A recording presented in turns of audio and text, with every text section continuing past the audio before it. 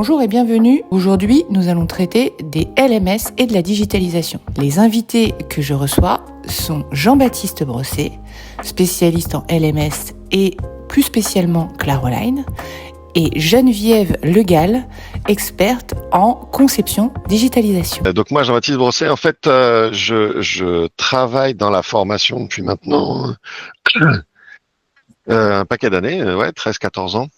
J'ai commencé la formation en tant qu'ingénieur de formation et formateur dans un très très grand réseau qui s'appelle les maisons familiales rurales.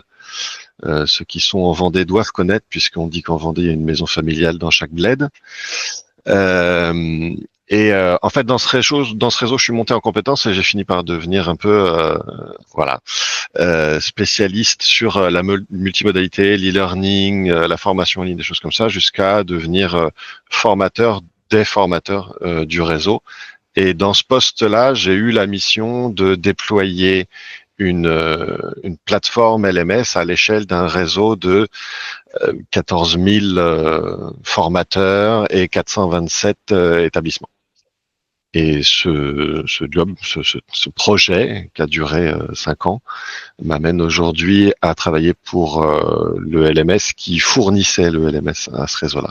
Et donc j'accompagne aujourd'hui entre 25 et 30 clients qui ont chacun des projets de déploiement de LMS, et ça va de l'entrepreneur tout seul jusqu'à des entités administratives et étatiques qui déploient des LMS sur 50 000 collaborateurs.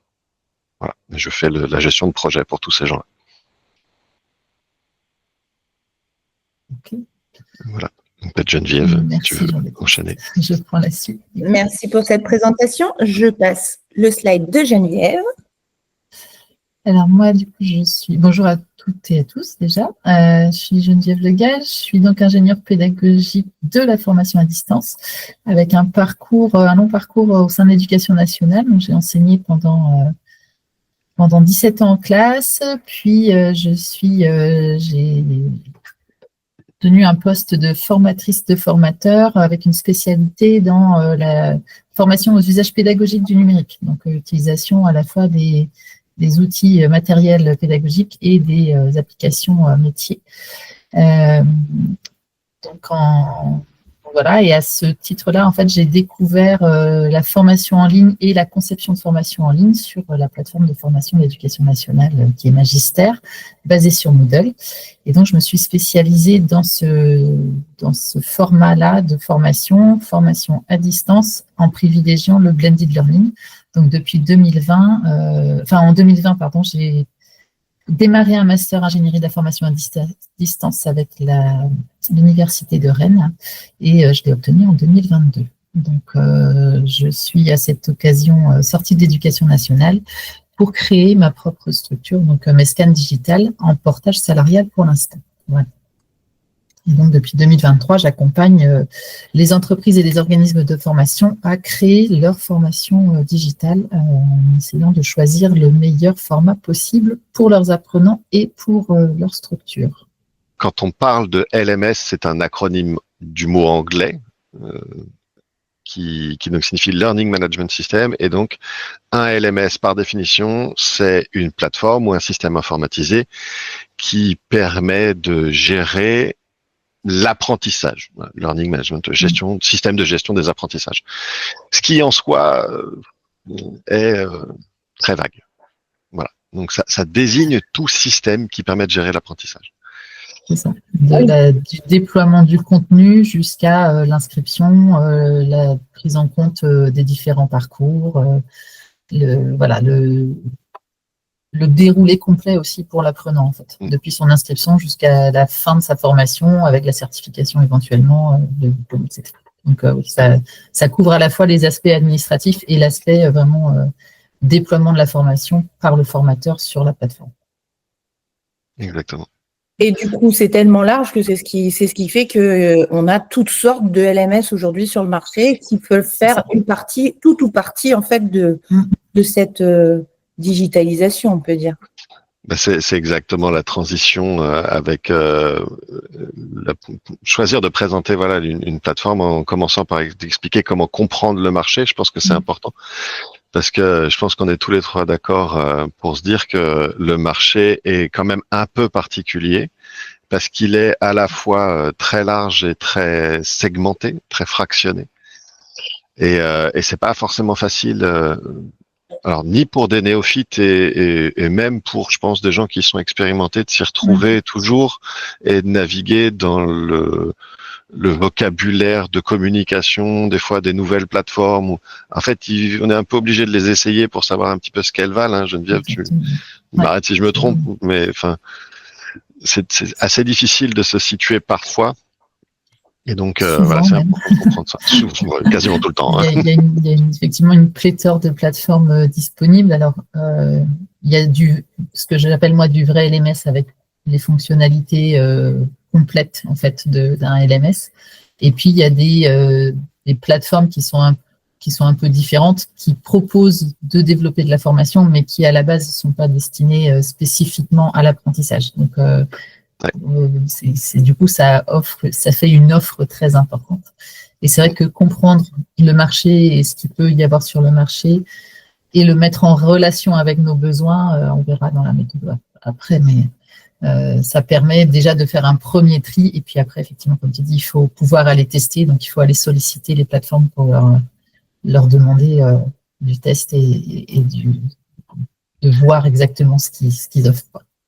Et c'est pas toujours possible parce que je pense que tous les acteurs sont bien conscients que ils se marchent dessus entre guillemets. C'est pas exactement ça, mais on voit bien. Si tu peux passer à la slide suivante du coup, Peggy. Il y a un côté entre ceux qui faisaient de l'administratif et à qui on a fait développer à force des petits bouts pour délivrer du contenu, hein, qui sont à la base des CRM, des TMS, donc des Training Management System, ou des plateformes qui sont plutôt administratives, donc qui sont orientées gestion et pas tellement délivrance et production. Les petits outils des années 2010 qui font que de la production de contenu, tu vois.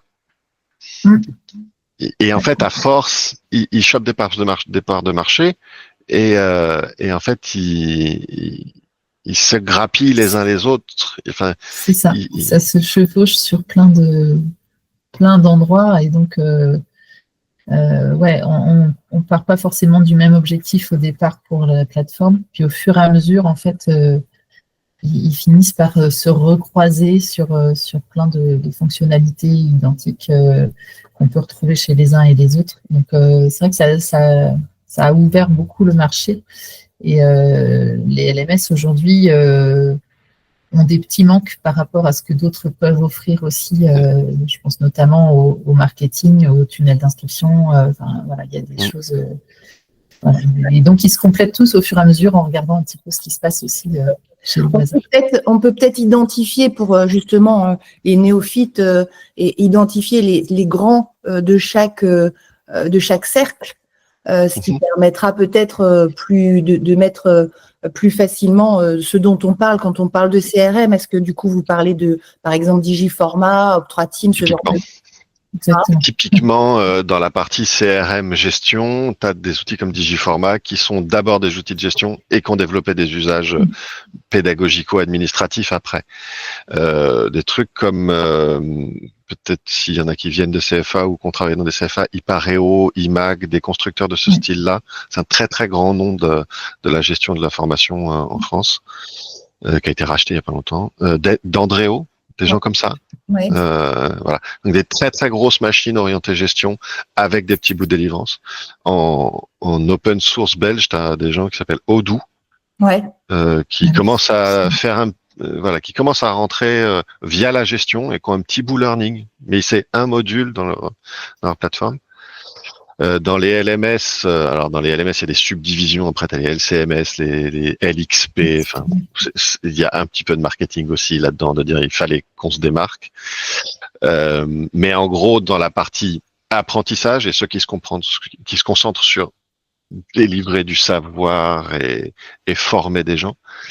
Moodle, clairement, je pense que c'est le plus grand nom aujourd'hui. C'est Moodle. C'est le plus vieux aussi. C'est le plus ancien, et puis c'est celui qui a été développé. À 6 mois près. À 6 mois près, c'est Claroline. Parce qu'ils sont nés la même année. Mais en termes de communauté, en termes de reconnaissance, en termes de présence dans les grandes institutions publiques, c'est Moodle. Voilà. Des gens comme 360 Learning, Rise Up, du côté vraiment privé, boîte privée. C'est les plus grands en France, je pense. Je sais pas si t'as d'autres noms, Geneviève, mais comme ça. Je pense que c'est les plus gros quand on parle de LMS. Easy, on va le mettre où? Alors, c'est un petit qui commence à prendre de la place, me semble-t-il. À mon avis, t'es au croisement de CRM et LMS. Tu vois, typiquement, c'est quelqu'un qui se positionne sur, on a des fonctionnalités LMS, mais pas forcément toutes. On a des fonctionnalités de gestion, mais on va pas forcément aussi loin qu'un Cornerstone ou des choses comme ça. Et ils naviguent sur une zone et ils vont s'étendre des deux côtés petit à petit.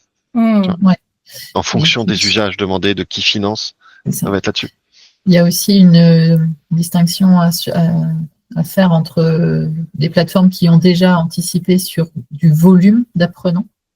C'est le cas typiquement de Moodle, qui peut assumer un volume très important, et Teacheasy qui est sur un volume plus petit, plus moyen. Et donc, ce côté-là aussi fait qu'il y a des plateformes qui se développent comme ça, qui vont être dédiées plutôt à des tailles. Petites structures, en fait, et qui vont pas pouvoir assumer après une grosse structure derrière. Et donc, il y a aussi des petits marchés comme ça qui se développent. Alors, on est au croisement LMS, CRM, effectivement. Et à l'opposé, tu as des grosses plateformes comme Moodle, Claroline, Rise, des gens comme ça. En fait, ils sont conçus de plus en plus pour des gros utilisateurs. Quand tu es petit, quand tu as un petit volume, tu te retrouves avec beaucoup de choses dont tu te sers pas. Parce que, en fait, les problématiques sont pas les mêmes entre les tailles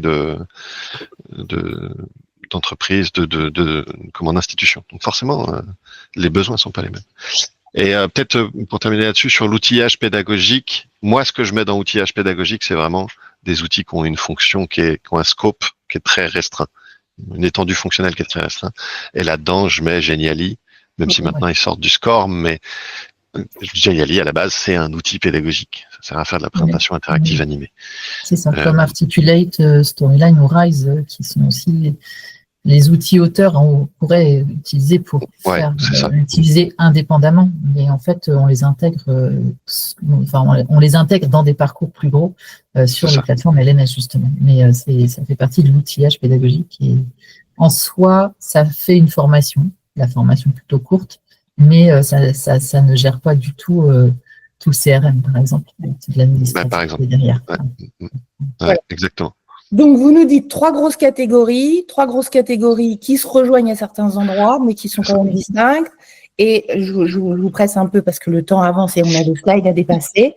Et du coup, ce continuum dont vous vouliez nous parler. Eh ben, en fait, voilà, moi je dis, pour bien comprendre le marché, il faut le comprendre comme, il y a plein d'acteurs. Je les connais pas tous. Je voyais des noms qui passaient dans les commentaires. Même moi, aujourd'hui, en tant qu'expert, je les connais pas tous. Je pense pas que Peggy et Geneviève non plus les connaissent tous, parce qu'ils s'en créent un tous les 2 mois. Et en fait, c'est intéressant de les regarder comme existants, non pas comme des objets distincts, mais sur des continuums, des curseurs. En fait, on va positionner des curseurs sur 5 grandes dimensions. Moi, j'en estime 5 quand je travaille des projets avec mes clients. Maintenant, on met les dimensions qu'on a envie. Et ces dimensions-là, elles sont listées là. Je trouve que la première est importante, c'est la seule dont je vais parler, parce que je pense que c'est celle qu'on oublie le plus. Je sais pas on en a discuté rapidement, Geneviève, et c'est un truc, je pense que c'est encore plus important plus votre taille d'institution elle est petite. Vous allez travailler avec un partenaire, vous pourrez pas tout faire tout seul, il y a un moment, voilà, ça va pas être possible. Donc il va falloir trouver à un moment des gens pour vous entourer, des fournisseurs. C'est un fournisseur en fait, et il faut le prendre comme ça. Et donc il y a un moment où vous devez être cohérent, au moins sur une partie des valeurs qui vous animent. Si vous êtes là pour faire de la formation humaniste, ou vous voulez faire grandir des hommes, et que vous prenez des outils dont le seul objectif c'est de faire de l'argent, il y a un moment où vous allez rentrer en conflit avec la façon dont l'outil progresse lui aussi. Hein. Les outils sont pas figés dans le temps. Donc c'est important de regarder dans une certaine mesure cette dimension-là, je pense.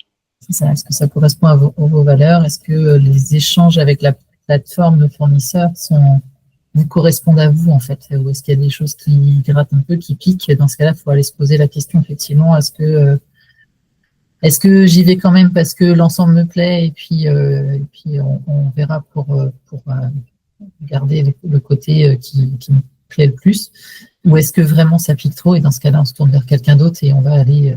Et c'est pour ça que c'est important, quand on commence à se poser la question, qu'on a commencé à cibler un petit peu sa plateforme, d'aller échanger avec les fournisseurs, en fait, pour voir où ils en sont. Même si au départ, vous pensez commencer tout seul, dites-vous qu'à un moment, on espère que vous allez grandir et que donc, vous ne pourrez plus gérer tout seul votre plateforme. Donc, il faudra bien avoir cette relation au fournisseur qui doit être la plus facile possible pour vous, quoi.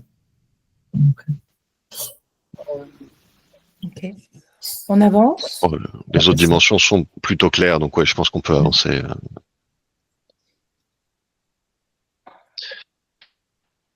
Alors, en effet, sur la méthodologie, une fois que, alors, moi, cette slide-là, je la sors d'expérience, et du coup, j'espère que tu l'amenderas, Geneviève. Mais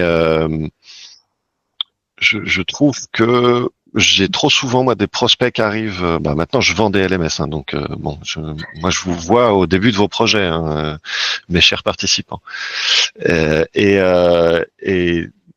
je trouve qu'un webinaire comme ça est très bien parce que il doit pouvoir vous permettre de réaliser la première étape, qui est une shortlist. Si vous allez voir tout le monde au début de votre recherche, vous allez y passer un temps fou, vous allez mélanger les informations, et vous allez vous perdre parmi plus d'un millier d'outils. Ils vont tous vous vendre du rêve.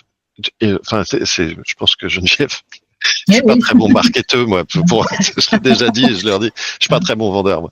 Mais l'objectif d'un outil, c'est de se vendre. Hein. Donc, ils vont tous vous dire qu'ils savent tout faire, tous. Donc, la crainte, c'est de se noyer, effectivement. Hein. Il y a tellement de choses possibles. Donc, effectivement, quand je vois ta présélection, effectivement, le bouche à oreille, les valeurs, ça, on en a parlé, c'est important. Mais moi, je m'axe aussi beaucoup sur les fonctionnalités discriminantes. C'est-à-dire que bien cibler votre besoin en fonction de votre public, de vous, ce que vous avez envie de délivrer, et de la manière dont vous avez envie de le délivrer, et d'aller fouiller, en fait, les applications. Ça va vous permettre de cibler, de vraiment réduire la liste, et à partir de vos fonctionnalités, vous dire celle-ci, elle est absolument prioritaire, celle-là un peu moins, je pourrais peut-être trouver un outil complémentaire qui va subvenir aux besoins si vraiment je ne trouve pas dans la plateforme. Mais voilà, aller calibrer ça pour pouvoir faire un choix vraiment en raccord avec la formation que vous voulez délivrer, quoi. La façon dont vous voulez fonctionner. Et le bouche à oreille, alors moi, je m'en méfie un petit peu parce que du coup, comme je suis plus axée sur les fonctionnalités dont vous allez avoir besoin, c'est vrai que le bouche à oreille, votre collaborateur, la personne avec qui vous échangez, elle n'aura pas forcément les mêmes besoins que vous et les mêmes envies de délivrance, en fait, de modalité. Donc, faut effectivement entendre, mais il faut aller tester sur vos fonctionnalités quand vous avez des bons échos d'une plateforme pour ça. Et dans le bouche à oreille, je mets aussi les comparatifs qui sortent régulièrement. Il y a Enoa qui fait un comparatif tous les ans, la FFOD. Donc, c'est bien pour effectivement avoir une idée d'un panel et d'aller voir un peu ce qu'ils en pensent, mais ça reste quand même à mettre en relation avec vous, ce que vous voulez faire, quoi. Je suis complètement d'accord de mettre les comparatifs dans le bouche à oreille, puisque l'AINOA, par exemple, nous, on est audité. Hein. Donc, tout ce qui est open source avec un accès gratuit, e-test. Tout ce qui est propriétaire avec un accès payant, c'est sur le déclaratif. Donc c'est une page de pub. Ouais, c'est ça.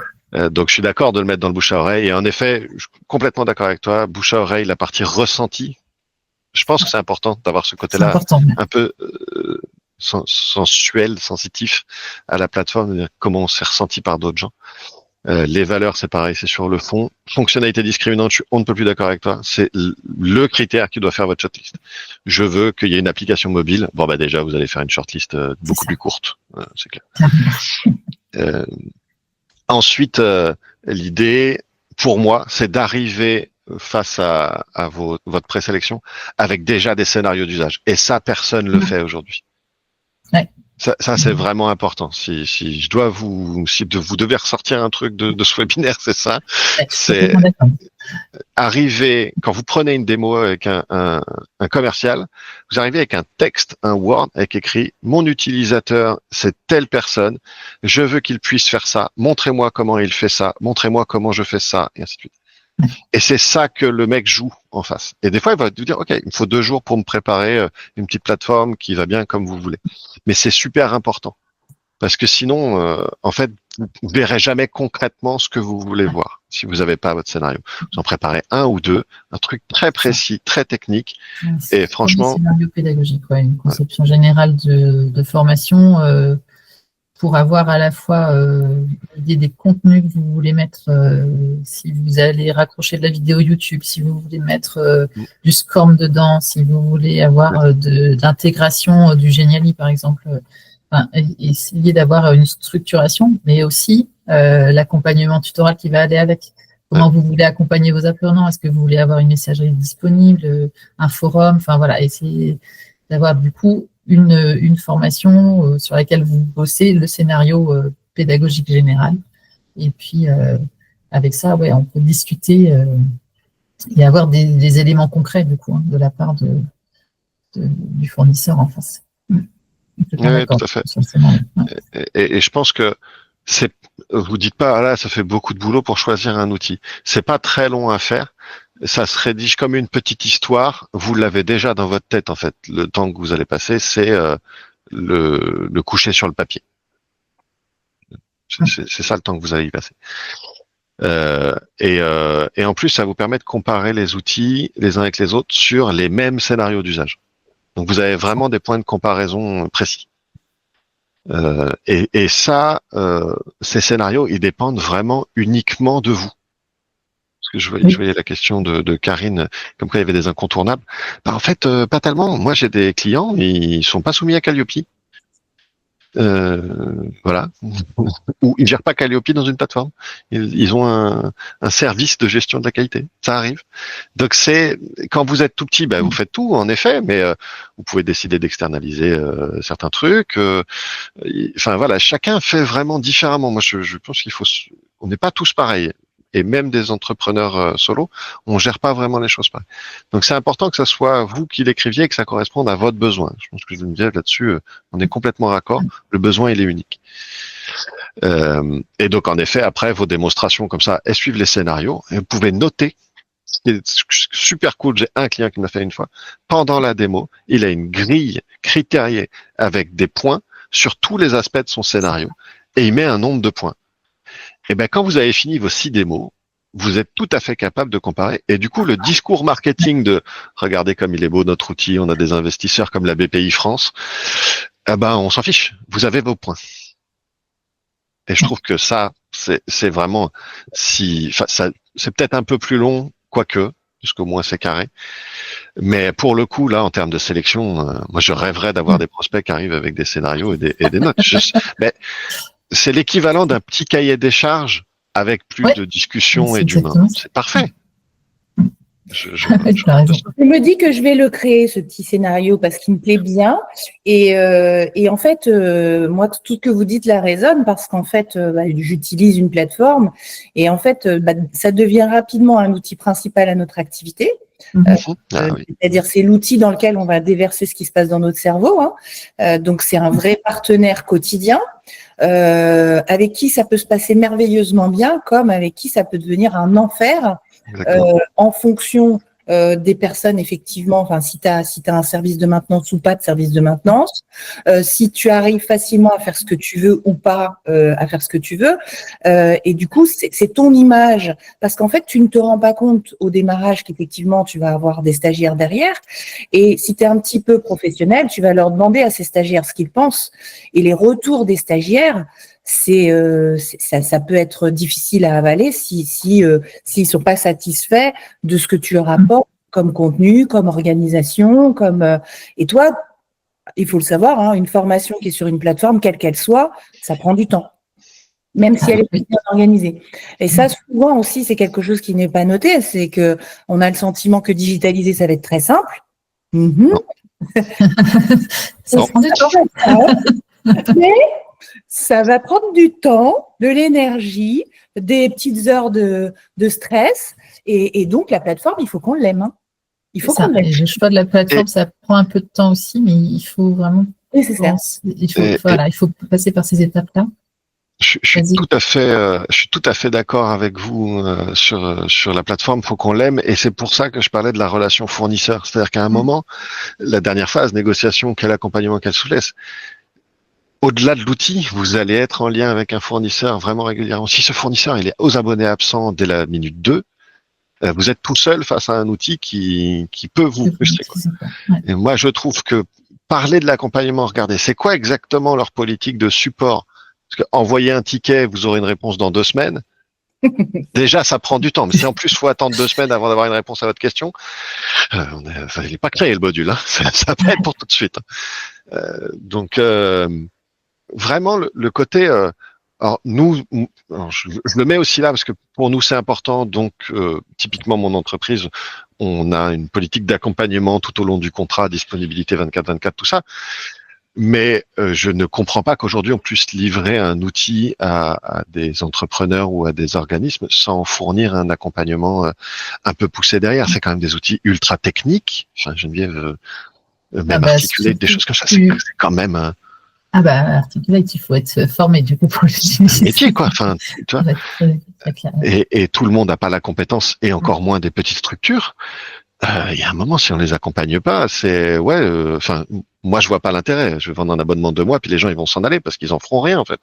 Ça n'a pas de sens du tout. Donc ça fait partie des négociations de dire, ok, il y a quelques fonctionnalités que j'ai pas, mais qu'est-ce que j'ai, comment on peut résoudre cette fonctionnalité? Et un bon accompagnant va vous dire, je comprends, je sais qu'on l'a pas, mais on peut la contourner, on va faire un ersatz 2, ça vous pouvez peut-être le gérer à côté. Et donc le côté, il y a des incontournables, en fait, il y a des choses qu'on peut contourner. Ouais, exactement. Incontournable, oui, le document papier, il est incontournable. C'est un moment, il faudra la trace. Tu vois, j'ai pas d'humilité, Peggy, puisque je le dis. Non, mais c'est mon argument de vente. J'en suis conscient. Hein. On est peut-être moins fort sur un tas de trucs, mais pour le coup, en termes de service client, je trouve qu'on peut pas abandonner des clients, même des petits. J'ai des clients qui sont tout seuls, à la Réunion notamment. Je les accompagne de la même façon que mes très gros clients. Il n'y a pas de priorité sur la taille du client. Il n'y a pas de raison. L'enjeu, il est le même pour la personne derrière. C'est important. Et c'est pour ça que quand je parlais de valeur, ces gens-là, ils sont peut-être petits, mais ils ont décidé de signer avec nous parce qu'en termes de valeur de relation à l'humain et d'accompagnement, on était alignés. Et il y a des grosses boîtes, des gros contrats à plus de 6 chiffres à qui j'ai dit, on n'est pas pour vous, je crois. Vous êtes pas notre cible en fait. On va pas s'entendre. Oui, il y a beaucoup d'argent, tout ça, c'est super cool. Mais moi, je pourrais pas vous accompagner. Vous n'avez pas la même politique que moi dans c'est quoi la formation. Donc non, je peux pas répondre à votre cahier des charges. Donc voilà, le service client important. Moi effectivement, je connais que le service client de Claroline puisque je t'ai eu en ligne. Aujourd'hui, moi je suis chez Moodle pour vous dire Moodle, il n'y a pas de service client. Il y a un service client. C'est les rois de la débrouille. Si vous aimez bien patouiller, en fait, moi. Alors, parce que Peggy, tu as choisi aussi de te lancer avec Moodle en totale autonomie. Parce que Moodle, il y a quand même des partenaires Moodle qui font des accompagnements qui peuvent être de très bonne qualité aussi. Ça demande un financement du coup, mais c'est vrai que il y a des partenaires Moodle qui sont très efficaces aujourd'hui en France. Donc, ça va. T'es pro, hein, moi je ne suis qu'une utilisatrice. Voilà. Ce que je vois aussi chez les clients, c'est, tu parlais de service client, on va en citer quelques-uns. Moi, j'ai eu des clients chez Digiformat. Voilà, service client d'une grosse boîte qui génère beaucoup de sous, qui a beaucoup de clients. Et si vous achetez pas la formation, vous avez effectivement un chat. Mais un chat qui vous répond quand il en a le temps, vous avez des webinaires d'apprentissage. Oui, ce sont des webinaires extrêmement descendants et quand derrière vous avez des questions, vous n'avez pas de questions dans le webinaire. Donc voilà, un Digiformat qui est compliqué. Odoo, j'ai entendu qu'ils avaient un très bon service client pour le coup. Oui, j'ai entendu ça aussi. On marque actuellement. On est sur Teacheasy, je sais pas, j'ai pas eu de retour sur ces LMS là. Ouais, c'est CRM plutôt LMS, un peu les deux quoi. Voilà. Donc effectivement, à poser la question. Vous aviez d'autres éléments à apporter comme information importante pour choisir son LMS, pour choisir sa plateforme d'apprentissage plus générique. Je pense qu'on a couvert l'ensemble des éléments qui sont importants. Moi, je peux en discuter 2 heures, hein, donc à un moment, il faut qu'il passe. Parce que... Pour la liste de LMS, Xavier, ce que je propose, c'est que je vais vous fournir à tous ceux qui ont participé, justement, le livret Anoya. Comme ça, il y aura déjà pas mal de choses dessus. Ça vous permettra de choisir. Et du coup, j'avance sur la prochaine. Donc, mettre en œuvre sa formation en ligne. Ça, c'est intéressant aussi. Hein. Ouais, alors apprendre avec des pincettes parce que les ratios que je donne là, ils sont sortis d'une étude qui date de 2010, donc on a fait quelques progrès quand même dans l'interface utilisateur depuis 2010. Si ceux comme moi qui étaient utilisateurs de plateforme en 2010 le savent, c'était quand même un autre temps. J'ai trouvé des captures d'écran des versions de plateforme il y a pas longtemps, des vieilles personnes. Ouais, on a fait du chemin quand même, hein, faut pas se mentir. Mais c'est intéressant pour se donner des repères. Ici, on parle de combien de temps ça prend de faire 1 heure finie, donc 1 heure élève de contenu. Voilà. Une formation d'1 heure, combien de temps ça prend à la créer? L'étude, donc c'est une étude qui a été faite aux États-Unis, hein, encore une fois, donc plein de pincettes à prendre, mais en gros, ils prennent l'intégralité de la démarche de création, de la conceptualisation de la demande client, de l'expression du besoin, jusqu'à la livraison finale. D'accord? Donc, il y a vraiment tout. Et à titre de comparaison, je crois que pour du standard présentiel face à face, ils sont à 27 pour 1. C'est-à-dire que ça prend 27 heures de créer 1 heure de cours. Tout inclus. Ouais, je suis d'accord. Donc, voilà. Chacun le rapporte après à sa vitesse de travail. Mais tout compris, hein, storyboarding, conception graphique, voilà, tout ça. Donc en fait, ça donne que un e-learning basique, c'est-à-dire vidéo, quiz, du contenu texte, 2-3 éléments, mais peu de médiatisation. On va pas tourner de la vidéo nous-mêmes ou très peu, juste des petites capsules, des choses comme ça. Eh ben, on est au double. Ça prend le double du temps que de créer de la formation présentielle. En gros. Et là-dessus, la plus grosse partie. Tu crois? Disait Jean-Baptiste. Ah ouais, je pense que ça prend toujours. Ça prend du temps parce qu'en fait, dans ce temps-là, il y a la création en elle-même, mais il y a toute la partie réflexion en amont et cette partie-là, elle est assez incompressible. Et on en parlera peut-être, mais y compris avec l'IA, en fait. Donc, en fait, moi, ça me semble un poil surestimé. Tu vois? Ça dépend des habitudes qu'on a. Ouais, pour l'avoir fait, je vous assure qu'on met du temps. Entre effectivement la conception, l'idée, le moment où il y a Xavier qui me dit perso, ce qui me prend beaucoup de temps, c'est le montage pour la vidéo. Exactement. Alors là, t'exploses le compteur quand tu fais Ah du oui, montage là, vidéo, tu peux passer un temps infini. La réflexion, en fait, en tant que formateur, tu l'as. Mais la gymnastique, c'est de se dire, OK, là, tu vas pas pouvoir corriger tes apprenants. Donc, les erreurs que tu connais le plus souvent, comment tu les… Parce que c'est ça aussi, hein, ce qui est délicat, c'est que il faut pas passer une information. On est d'accord que c'est pas parce qu'on est en distanciel qu'on passe une information. On est toujours dans l'obligation de faire monter en compétence. Donc, comment on valide qu'on a assuré qu'on l'a monté en compétence? Et du coup, c'est cette construction de je peux indiquer l'information et ouais, non, ça prend du temps. Et ce qui est très intéressant, au-delà des ratios, si vous trouvez que c'est cohérent, tu vois, moi je pensais que c'était un petit peu surélevé, enfin surestimé par rapport à aujourd'hui, ce qu'on est capable de faire en termes d'interface. Si vous trouvez que c'est cohérent, ok, je le prends. Et ça explique encore plus, tu vois, bon, Clearline, on vient de faire une fusion avec une boîte qui vend du contenu et qui utilisait Clearline, qui s'appelle Symfony Digital. Donc je bosse maintenant pour une entreprise qui s'appelle Symfony Digital. Et en fait, ce qu'on voit sur le marché, c'est que de plus en plus des entreprises qui ne faisaient que délivrer un LMS, c'est-à-dire fournir un logiciel, se font racheter ou s'associer à des entreprises qui produisaient du contenu. Parce que ces entreprises, elles ont un facteur quand même un peu clé dans leur stratégie, qu'il faut qu'elles maîtrisent leur outil. Et en même temps, les LMS n'en vendent pas tant que ça, déjà, c'est important à dire. Et en fait, sans avoir la matière qui est délivrée, c'est difficile d'améliorer ton logiciel. C'est pas le cas pratique. Tu vois. Et donc, c'est un truc qu'on voit aujourd'hui sur le marché. Tous les acteurs, grands LMS et producteurs, sont en train de se regrouper. Et IMAG, même des gros acteurs comme IMAG viennent de se faire racheter par un producteur de contenu. Dandreo a été racheté par un producteur de contenu. C'est des gros noms, hein, c'est des grosses structures.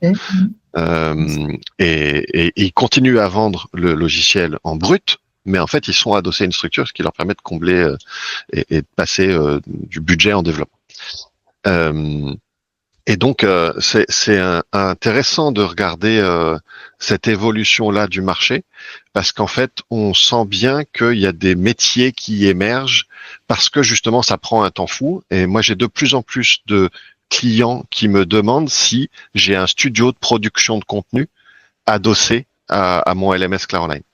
C'est-à-dire qu'aujourd'hui, la demande client, c'est de dire, OK, je vais acheter un outil, mais en fait, j'ai pas la compétence de production de contenu. Donc, si je vous donne mon storyboarding, scénarisation, j'ai fait mes objectifs, j'ai fait ma production cérébrale, est-ce que vous pouvez gérer toute la partie technique?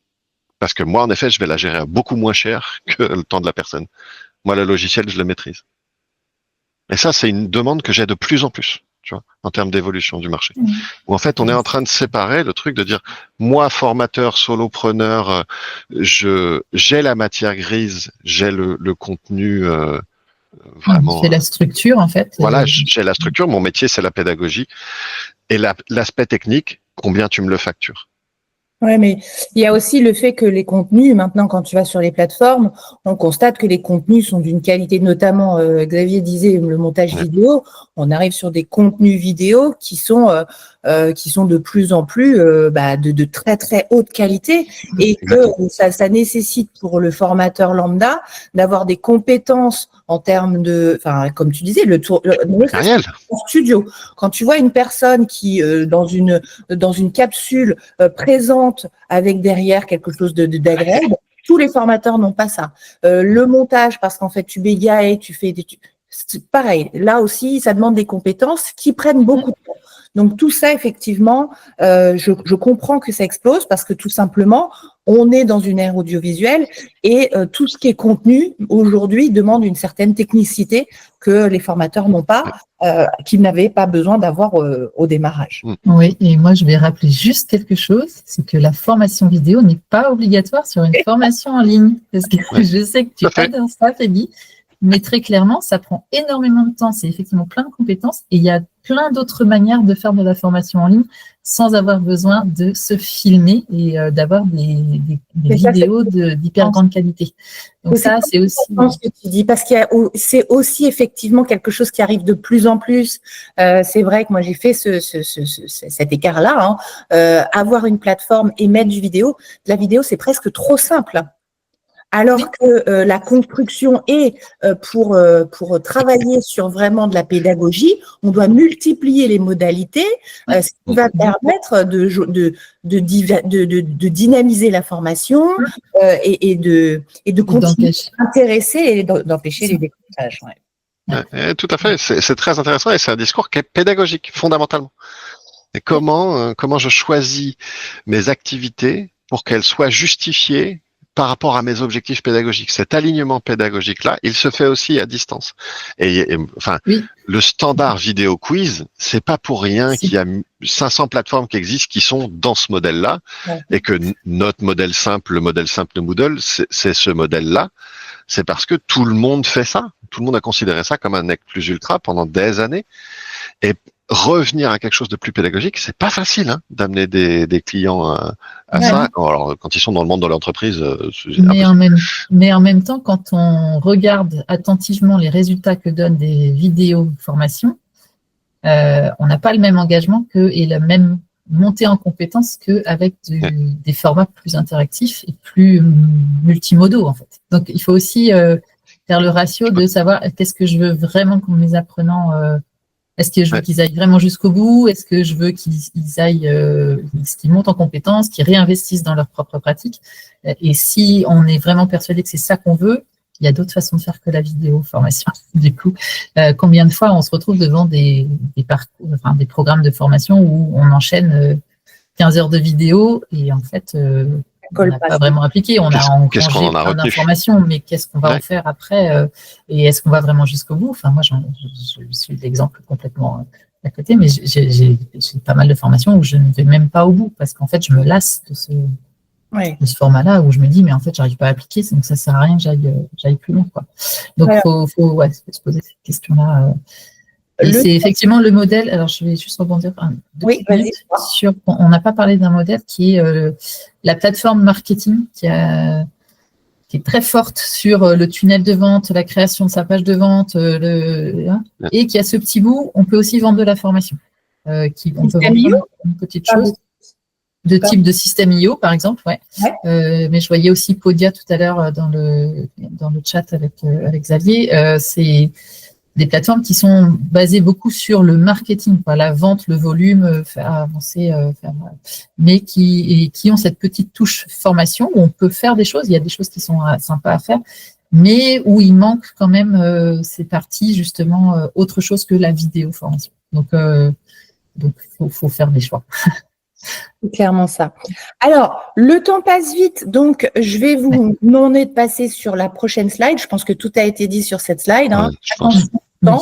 Et du coup, on avance. Mettre en œuvre sa formation en ligne, les points de vigilance. Est-ce que ça a été dit, ça? Je crois qu'on est dessus. Je pense qu'on en a déjà parlé, le côté à quel point vous serez autonome sur la plateforme, comment vous êtes accompagné à l'utiliser. Il y a beaucoup de plateformes où en fait vous avez un espace réservé sur la plateforme du fournisseur et c'est pas votre espace à vous, c'est pas vos données. Vous êtes hébergé sur un endroit qui est partagé avec d'autres gens. Donc faut quand même se méfier de ce genre de choses-là. À quel point vous avez la liberté de créer des comptes, gérer des accès. Ça, c'est des points de vigilance qu'on a un peu tendance à oublier et qui peuvent surprendre au dernier moment de dire « Ah, mais en fait, mince, faut que je gère ça » ou au contraire, comment je fais pour faire ça? Et surtout quand on s'est projeté à grandir, parce qu'on démarre toujours un peu petit, mais quand on imagine effectivement aller jusqu'à 100 utilisateurs et plus, comment ça va se passer au moment où je passe la barrière, où je passe le cap? Est-ce qu'il y aura toujours la même capacité derrière du fournisseur? Ça, c'est important de ce côté-là. Alors, slide suivant, optimiser ses usages. Qu'est-ce que vous en dites? Alors moi, encore une fois, ce que je vois bien, c'est que faut se faire accompagner au début. Se lancer tout seul, c'est quand même prendre le risque d'y passer beaucoup de temps. Après, si vous avez l'âme d'un bidouilleur, et Dieu sait que j'en suis un aussi, et que vous faites confiance en votre capacité à aller sur des forums, chercher des trucs et tout, faites-le. C'est aussi un plaisir parfois de faire cette démarche-là, et ça fait partie de votre apprentissage des choses. Mais il y a un moment, ne faites pas l'impasse sur la formation et l'accompagnement. C'est des choses qui sont importantes. Et utilisez des méthodes qui sont répétables. Parce que le but, c'est d'y passer du temps au départ, mais que ça soit un investissement pour après. Donc, quand vous créez dans une plateforme, l'idée, c'est de trouver des process qui sont répétables, et une fois que vous les maîtriserez parfaitement, vous allez faire des variations. C'est encore le moyen le plus simple d'être productif rapidement. Donc, ça peut être répétitif un petit peu, mais malheureusement, et à un moment, il y a quand même un objectif il faut vendre. Il faut pas que ça vous coûte 10 fois ce que vous allez le vendre. Donc voilà, si vous mesurez le temps que vous allez passer, vous mettez ça au taux horaire que vous le vendez. Voilà combien ça vous a coûté. Faites cette analyse-là, elle est importante. Évitez d'avoir plein d'outils différents. Ça, c'est un truc, on en a parlé, Geneviève. Moi, je dis 9 outils en moyenne.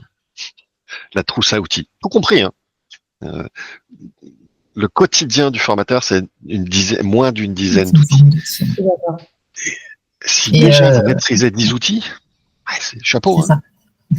Parce que l'idée, c'est ça, effectivement, c'est de maîtriser ces outils pour être de plus en plus efficace et donc aller de plus en plus vite. Si vous continuez à tester des outils, faire entrer de nouveaux outils, finalement, vous êtes expert dans rien et donc vous passez du temps encore à redécouvrir, à remettre des choses en place.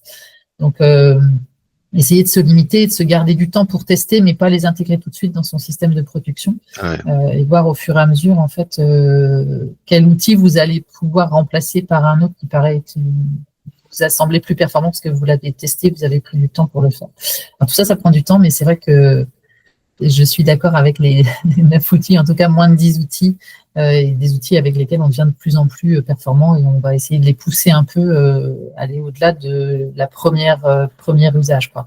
Et vraiment pour aller être efficace à la suite et produire plus vite, parce que c'est aussi important. On a vu que la production, ça prend du temps et pour produire plus vite, il faut être performant sur ces outils. Alors, on nous dit de quel outil vous parlez, ça c'est important. C'est ce que j'allais dire. Stéphane, quand je dis 9 outils, quand on dit 9 outils en moyenne, il y a une étude, encore une fois américaine, parce que de toute façon, il n'y a que qui font des études, il n'y a que qui ont du budget. Il y a un site internet qui s'appelle Top 100 Tools for e-learning, qui sort tous les ans une grande étude auprès de tous les formateurs des États-Unis qui veulent bien y participer. Et donc, il recense les 100 outils numériques les plus utilisés par les profs et les formateurs aux États-Unis. Et là-dedans, le premier outil, c'est Word. Voilà, Top Tools for Learning, exactement. Et leur premier outil, c'est Word. Et c'est vrai que Word, c'est un outil. Entre LibreOffice et Word, il y a une différence, il y a une marge. Et si vous utilisez Google Docs, il y a une marge aussi. Donc, 9 outils, je mets tout. Ah ben ouais, mais l'utiliser correctement. C'est ton outil de quotidien, en fait. Il faut pas l'oublier. Alors oui, alors tu vois, si tu en as 12 en comptant Word et Excel, bon, t'en as que 10. Parce que Word et Excel, aujourd'hui, c'est une maîtrise qui est quand même un petit peu nécessaire. Donc, tu es censé déjà les maîtriser.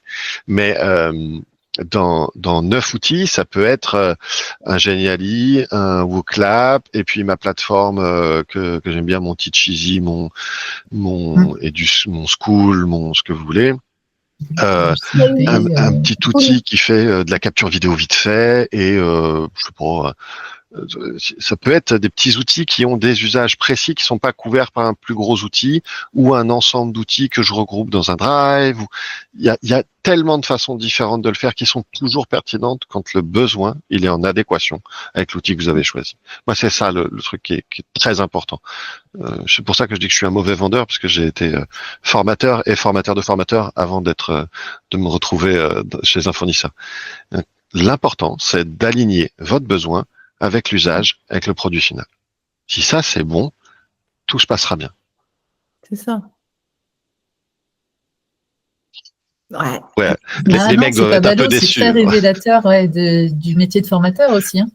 En fait, vous concevez vos formations, vous utilisez forcément un éditeur de texte. Et donc, c'est le premier outil. Et il y a plein de façons de l'utiliser. Enfin, il y a des façons expertes de l'utiliser, notamment pour de la recherche à l'intérieur de votre doc, pour commenter, pour voilà, il y a plein d'usages possibles en collaboratif. Enfin, il répond à plein d'usages pour le Moi, formateur et pour les équipes de formation. J'ai été bluffée il n'y a pas si longtemps, enfin c'était pendant le post-Covid, je crois, sur le fait qu'avec PowerPoint, je pouvais faire des vidéos.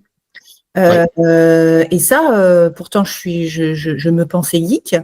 Me dire que avec comment dire PowerPoint, je pouvais faire des vidéos avec des personnages, avec de la musique, etc.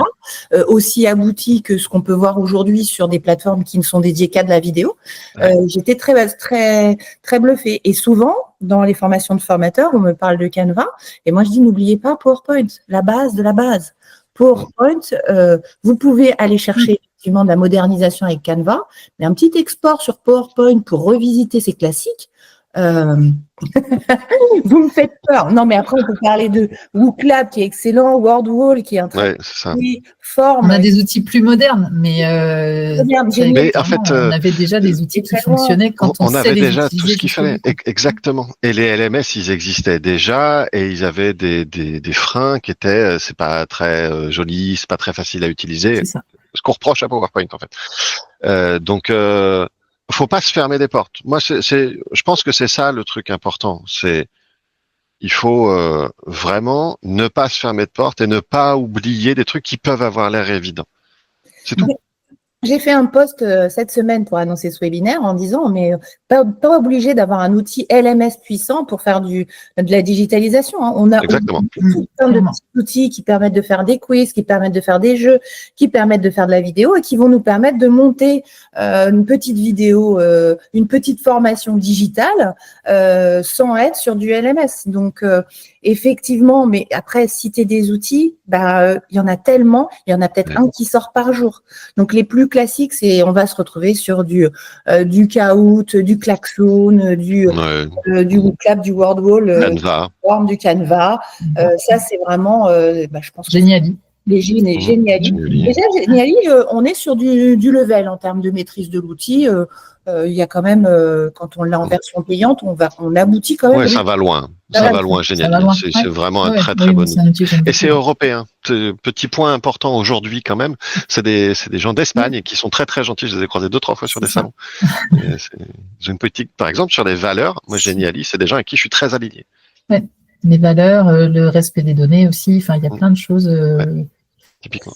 Alors, on arrive au terme de ce webinaire. Est-ce que s'il y a des questions, parce qu'il y a eu de l'interaction, il y a peut-être des questions qui restent.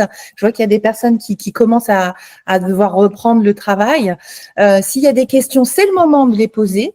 En tout cas, je vais laisser le mot de la fin à Jean-Baptiste et Geneviève, mais je pense qu'on vous a balayé pas mal d'informations là sur ce qu'il y avait, comment appréhender un LMS, le choisir en fonction de votre scénario. Je crois que c'est la base. Et je vais vraiment travailler sur ce scénario et je pense que je vais refaire quelque chose pour vous présenter une petite note de cadrage qui pourrait vous aider. En tout cas, vous voyez que finalement, un LMS, ça peut être très simple, ça peut être très compliqué. À vous de choisir vers quoi vous voulez aller. Et je laisse la parole à Geneviève et Jean-Baptiste pour la fin. Allez, Geneviève, les dames d'abord, c'est l'égalité. Il y a Stéphane qui nous dit qu'il n'a pas compris ce qu'on propose comme service tous les trois, donc je pense que ça peut être l'occasion. Voilà, on va faire ça. Examen ce qu'on propose. Donc, en tout cas, j'espère que ça vous a apporté des éclairages sur comment on choisit son LMS aujourd'hui et comment on s'y retrouve un peu sur le marché. Moi, donc j'accompagne les entreprises et les organismes de formation à digitaliser leur formation de A jusqu'à la fin. Donc, de l'analyse de votre besoin de création de formation jusqu'à la production et la livraison du produit fini. Et je peux faire aussi des petits bouts, c'est-à-dire vous aider, vous accompagner sur la scénarisation, vous préparez votre scénarisation à partir de vos contenus jusqu'à produire juste les capsules dont vous avez besoin. On parlait des outils auteurs tout à l'heure. Donc, moi, je maîtrise Geniali et Articulate, Storyline et Rise. Donc, je peux effectivement vous développer des modules indépendants et vous faire gagner du temps là-dessus. Et pour les choses qui arrivent très prochainement, je suis en partenariat avec Peggy sur la création d'une formation, développer sa formation digitale, dans laquelle il y aura cette partie comment on choisit son LMS et qu'est-ce que je mets en place avant d'aller fouiller dans tous les LMS, comment je fais pour cadrer ce projet-là de choisir une plateforme d'apprentissage. Et après, on déroule jusqu'à ce que vous puissiez produire votre première formation. Voilà. Je te laisse la parole du coup, Jean-Baptiste. Merci Geneviève. À toi Jean-Baptiste. J'espère aussi que voilà, on a pu éclairer un petit peu vos lanternes. Je pense qu'on a généré autant de questions qu'on en a répondu. C'est normal. Alors, pour repréciser, moi, ce que je fais, donc je travaille pour un éditeur de LMS qui s'appelle Claroline. Et l'entreprise pour laquelle je travaille, elle fournit plusieurs services. Elle fournit le LMS en brut de fonderie, voilà, l'abonnement au LMS, on l'héberge chez nous, il est à vous, machin truc. On a aussi un studio de production de contenu, donc on produit du contenu pour des entreprises, on est spécialisé en pharmacie, et on fait aussi de l'accompagnement de projets pour des projets de formation en entreprise plutôt, et un peu moins pour des centres de formation. Donc on a les 3 volets dans ma nouvelle structure. En tout cas, sur Claroline, moi, j'ai connu Jean-Baptiste, il m'a expliqué son concept, j'adore. N'hésitez pas, si vous avez un LMS, à le contacter avec votre petite scénario, vous avez compris qu'il adorera. Et si vous avez des scénarios à concevoir, pensez à Geneviève sur la totalité. Moi, je vais clôturer là-dessus. Donc, j'ai connu ces 2 experts parce qu'effectivement, j'accompagne les organismes de formation et c'est uniquement, donc, quelle que soit leur taille, de solopreneurs à plusieurs personnes. Et du coup, je les accompagne sur l'ensemble de leur vie. Et c'est pour ça que je travaille avec Geneviève sur la partie conception de cette formation, digitalisation qui sera disponible au mois de mai. C'est pour ça que j'ai rencontré Jean-Baptiste parce que son expertise m'intéressait. Et Claroline m'a titillé pendant longtemps, même si je suis chez Moodle et je suis désolée Jean-Baptiste, mais peut-être je viendrai vers toi un jour. En tout cas, je vous remercie à tous. Il y a quelqu'un qui a posé une question quand même qui m'interroge, c'est quid de Chamilo en serveur local? Juste parce que ça, je sais pas ce que c'est et pour ma culture personnelle, j'aimerais l'avoir, quoi. Alors, Chamilo, c'est petit frère de Claroline, Moodle et consorts. Hein. C'est un dérivé, c'est ce qu'on appelle un fork. Et Chamilo se spécialise dans plateformes ultra légères, adaptées aux pays en voie de développement. Notamment, ils ont une grosse communauté en Amérique latine, en Afrique, dans les pays d'Asie et tout ça, parce qu'ils ont un truc qui est extrêmement léger et qui est utilisable sans connexion Internet. Et donc ils sont très forts sur des trucs comme ça. Chamilo, c'est très fort. Une grosse équipe, grosse communauté. C'est des gens très sympas et qui ont des vraies valeurs de